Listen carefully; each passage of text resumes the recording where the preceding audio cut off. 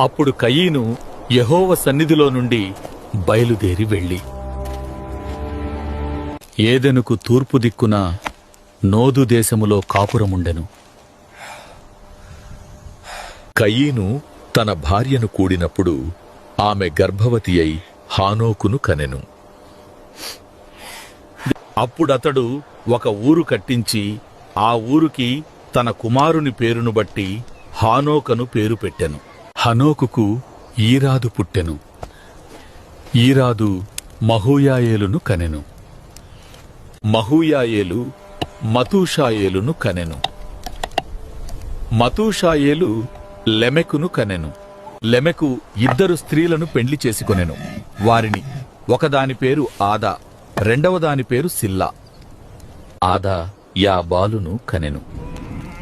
అతడు పశువులు గలవాడై గుడారములలో నివసించువారికి మూలపురుషుడు.